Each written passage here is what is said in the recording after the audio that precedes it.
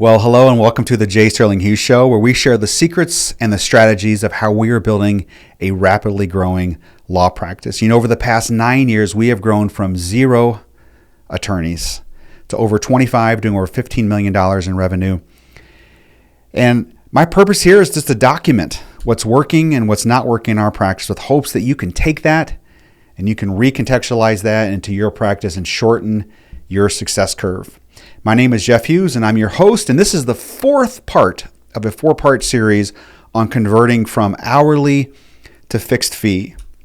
In the first episode, I talk about the context that we are in with hourly and with fixed fee, the pros of each of those, how our firm made the shift initially back in 2016. In the second one, I talked about how we structured our agreements into stages and how that works from a standpoint of the client's perspective and how we work with that with our clients. The third, I talked about how we actually go about articulating that value to clients so they can feel comfortable and not feel confused with working with a fixed fee lawyer versus working with an hourly lawyer, and helping them see that value is so much greater on the fixed fee side. And then today, I'm going to talk about how we actually practice fixed fee. What do we have to do differently versus hourly? Because there is a major shift that you cannot let fly by you that you have to do for getting fixed fee to work. Because the shift is going from an hourly mindset to a by the job mindset. And that shift is massive. So here's how we describe it in our firm. So that is, lawyers have to be proactive in what they do. They cannot be reactive. So the reality is this, that in our culture, in the legal culture, especially in people law, so many attorneys are reactive, meaning they wait for the judge to do something, for opposing counsel to do something, for their own client to push them along, opposing party to push them along, or whatever the case is, because there's not this sense of urgency around prosecuting a case. And I think it has a lot to do with the fact that they're paid by the hour, not by the job. So that's the environment. That's the culture that lawyers find themselves working in. And to get fixed fee to work in your firm, you got to shift to being proactive. And that's not just at certain times in the case, that's for the entire case. So the shift of going every day to work and being reactive and shifting to being proactive and you being the one that pushed the case along is significant. And frankly, there are a lot of folks who can't make that shift that are excellent attorneys that just don't want to or just can't make that shift into being proactive. So the game is, you've got to keep the ball out of your court at all times. So it's like Pong, right? So every time there's an issue in your case, something's going on in a case, no one can be waiting for you. You've got to be the one to push that case along at all times and be diligent about doing that. So if you can play that game and play that well, you can do exceptionally well at fixed fee in all respects, in serving clients and getting their happiness and high scores and your client service scores and so forth, to also doing well from a financial perspective, because you're creating so much more value for the client than they're going to get in an hourly environment. So that's the game that you have to play for that to work. So here's how that works in our firm from a practical perspective. So all of our lawyers work with a paralegal, and they have a structure that they follow where we call it the workflow, meaning there needs to be a workflow meeting with the attorney and with the paralegal on a weekly basis, where they review every single one of the cases and they talk about what's coming up in the case, what's next, anything we can do to push the matter along. And then they delegate that out to either the paralegal or to someone else on our team. And that's their job, is to keep that thing moving along. And that looks like being the first one to get the financials done and getting all those documents pulled together. That generally does not look like doing a lot of discovery, because discovery has timelines. It takes longer. So if you can get that information without having to do discovery, that's certainly in your benefit to do that, to move that case along. It usually looks like being the first one to send out the initial proposals on the settlement, on the marital settlement agreement in our case, in family law. But it always looks like pushing that matter along and not waiting for the court to do something to drag or pull you along as the attorney. And what we have seen is that we have hired some excellent attorneys in our firm that had a lot of experience in family law who just could not get it to work for themselves, could not get their practice to work with us. And that was always the reason why that was the case. They could not make that emotional, mental practice shift, habit shift to being proactive to prosecute their cases through. So Also, another thing we have to be mindful of are refunds back to clients with fixed fee versus hourly. With hourly, you just stop working on the case and you refund the client whatever left in the retainer agreement. But with fixed fee, it's much different than that. And it has to do, the refunds, and for us, we get about 7% of our cases get refunded, and about 5 of those 7% of that 7% has to do with reconciliation. The parties reconciled, they've resolved their issues, they don't need to go forward, whatever. That's great. We love that. We would rather them never get a divorce. And so having that happen is awesome. That happens at any part of their case, even right up to the very end. And so how do you go about refunding a client on a fixed fee? Do you have to refund all of them? No. It doesn't work like that. The way it works is that the lawyer has to do a good faith estimate as to how much work is done for that fee. So in our case, we break up our cases into stages. And let's say a stage is 5 months. And at month 4, the client says, you know what? Good news. We have reconciled. Can you stop the case and refund me whatever I'm owed? Even though you're 4 months into 5 months, it's not 80% of the work that's done. Maybe it's 20% of the work is done at that point, or maybe it's 95% of the work is done for that particular stage. So it's not time-based, it's work-based. It's percentage of work that has been performed that has been agreed upon.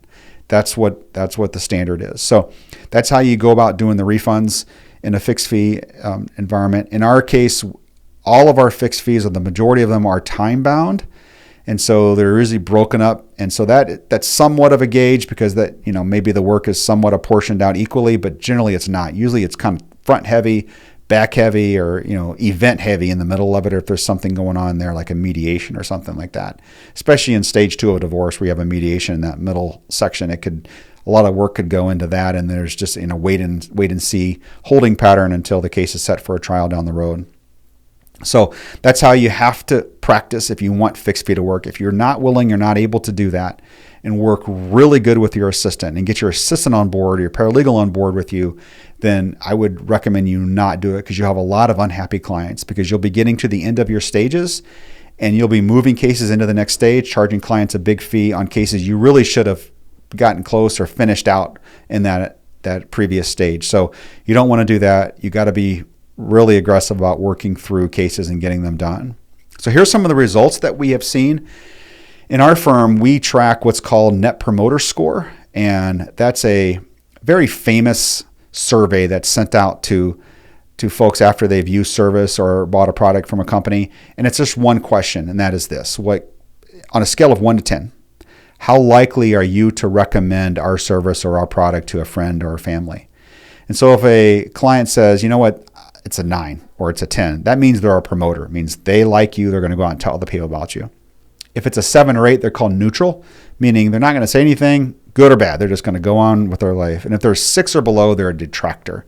And they're likely to tell people that, hey, you stink. Don't go to that person. Don't go to that lawyer. Don't buy that product or service or whatever.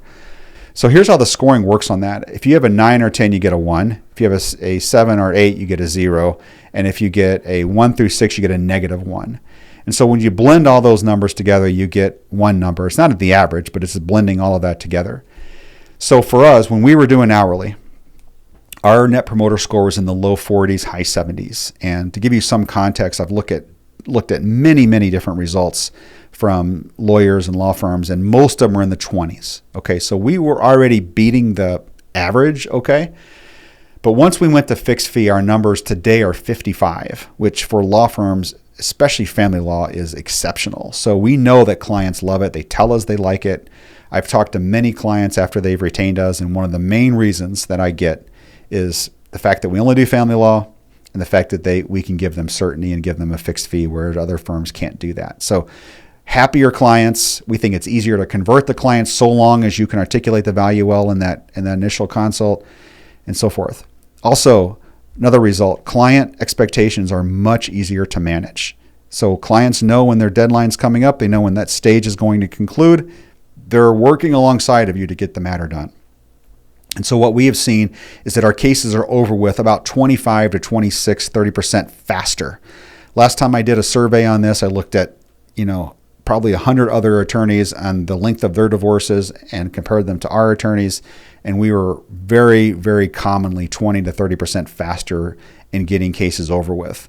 So it averaged about 25, 26% as I recall it. So we know our cases get over with quicker, and that's a really good thing from a client perspective, a client satisfaction perspective. Also, we know that our divorces don't cost as much as our competitors, yet our lawyers make more. So how can that actually be a thing? Every survey or number that I've seen on the average cost for a divorce, we're significantly below that. And I believe that's because we have figured out how to be very efficient with our process and how we serve clients, because we're not paid by the hour, paid by the job. So we have incentive to spread that work around and do it much more efficiently than an hourly lawyer can. And clients recognize that. So they end up paying less with us than they do with anyone else. Yet our lawyers can collect significantly more, and they make significantly more than their hourly colleagues that are out there. So that's been a huge benefit to doing fixed fee. Internally, our clients love it and our lawyers love it. I think our margins are higher, meaning I think we do better on a per dollar from an expense standpoint versus profit standpoint than our competitors. I can't prove that because I don't know their numbers, but I think ours are healthy, and so that's been really good to see. We do have a higher cost support threshold. Okay, so our lawyers can collect a lot more because they have a lot more support behind them. So we have almost a 2-to-1 support to attorney ratio in our firm because we spread that work around, and a lot of it's performed by teammates that cost less from a comp perspective than our lawyers do. So that is one of the things to be aware of as you kind of project this out in your modeling. Also, we have a very high collection percentage. When we were doing hourly, we were really happy to get into the 80s, and our collection percentage are high 90s right now. So for every dollar we bill out, we collect, high 97, 98% of that.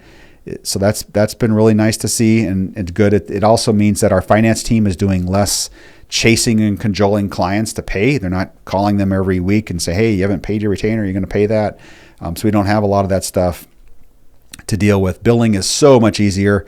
It's all automated, and it's very simple to do versus sending out all your time, tabulating all of that, sending it out, asking for more money on a monthly basis. That gives me brain damage. Think about how difficult and how much of a pain all that is. So the results have been all outstanding across the board for us. So that's it. I hope that's all been helpful to you. And if you have any questions, just feel free to DM me directly, and I'll be happy to help you any way I can as you consider converting your firm from hourly to fixed fee.